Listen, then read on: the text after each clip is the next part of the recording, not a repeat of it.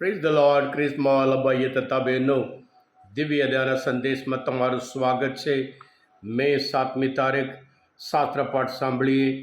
યોહાનનો ગ્રંથ 16મો અધ્યાય 5થી 11મી કલમ સુધી. આ સંદેશ સાંભળનાર તમારા સૌ માટે અને તમારા પરિવારજનો માટે વિશે પ્રાર્થના કરું છું કે પવિત્ર આત્મા સદા તમારી સાથે રહે. પવિત્ર આત્મા તમને યોગ્ય માર્ગદર્શન આપે.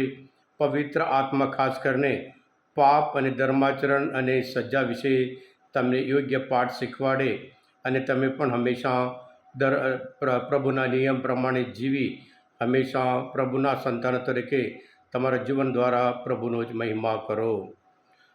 ખ્રિસ્મા લભાયતા બહેનો, પ્રભુ ઈસુ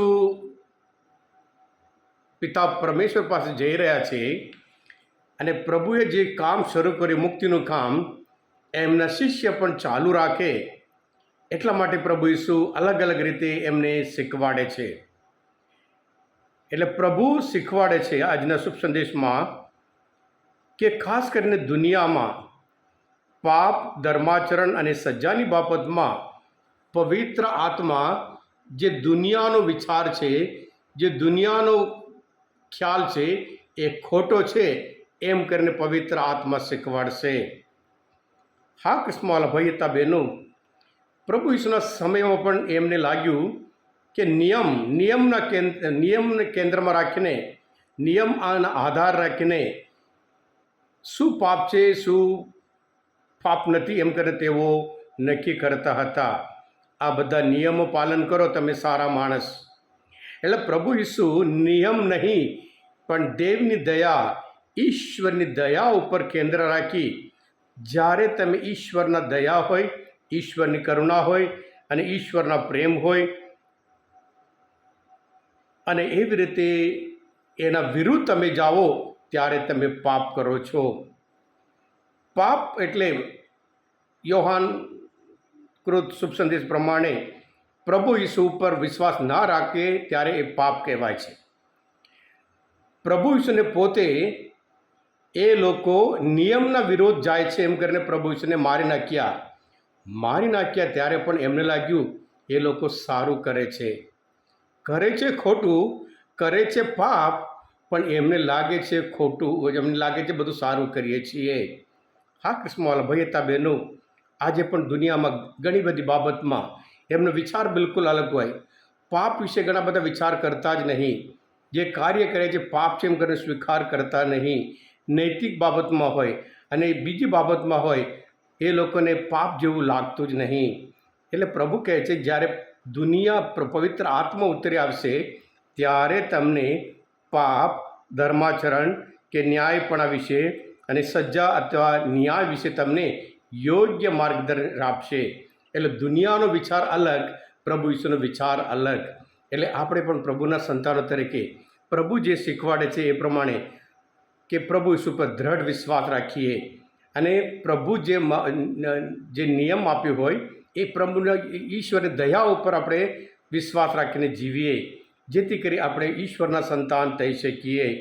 જેવી રીતે કોરિન્થના ધર્મસભા 3 અધ્યાયમાં 17મી કલમમાં કહે છે, પ્રભુ તો આત્મા છે અને જ્યાં પ્રભુનો આત્મા છે ત્યાં સ્વતંત્ર્ય છે એમ કરીને પૌલ પોતે આપણને શીખવાડે છે. એટલે આજના શુભ સંદેશ પ્રમાણે આપણે પણ ખાસ કરીને પાપ ઉપર અને ન્યાય પ્રમાણે, એટલે જે ન્યાયપણું કે ધર્માચરણ હોય કે એટલે સારું જીવન એટલે પ્રભુ ઈસુ પર વિશ્વાસ રાખીને જીવે. એટલે પ્રભુ ઈસુ પોતે જે અંતિમ ન્યાયમાં ત્યાં ઈશ્વરની દયા હોય, ઈશ્વરની કરુણા હોય, ઈશ્વરના પ્રેમ હોય, એના આધારે ન્યાય તોડવામાં આવશે એમ કરીને બહુ ક્લિયરલી એ પાઠ શીખવાડે છે.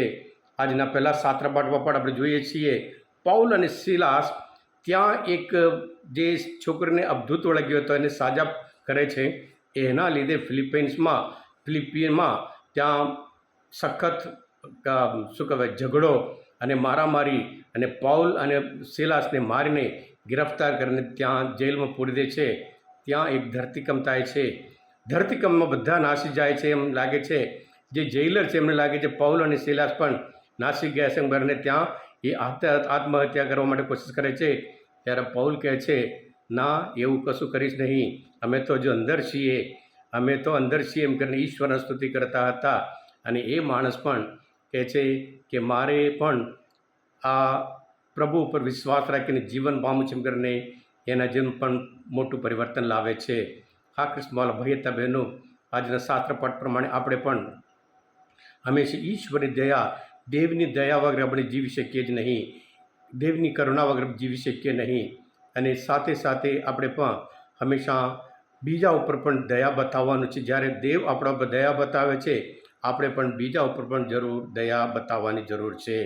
હા કૃષ્ણવાલા ભાઈ હતા બહેનો, આ દિવ્ય દયાનો સંદેશ શાસ્ત્રપાઠ સમજવા માટે, પ્રભુ વિશેને સારી રીતે ઓળખવા માટે મદદરૂપ થયા હોય. તમે પોતે દિવ્ય દયાનો સંદેશ સબસ્ક્રાઈબ કરજો અને બીજા માટે પણ ફોરવર્ડ કરજો, જેથી કરી તેઓને પણ સત્ય ખબર પડે. સત્ય એટલે જે પાપ વિશે હોય, જે ધર્માચરણ વિશે હોય, જે ન્યાય કે સજા બાબતમાં હોય, એમને પણ સાચો સચોટ ખ્યાલ આવે અને તેઓ પણ હંમેશા પ્રભુમય જીવન જીવે. Thank you. God bless you all. પ્રભુ ઈસુ, હું તમારામાં વિશ્વાસ રાખું છું.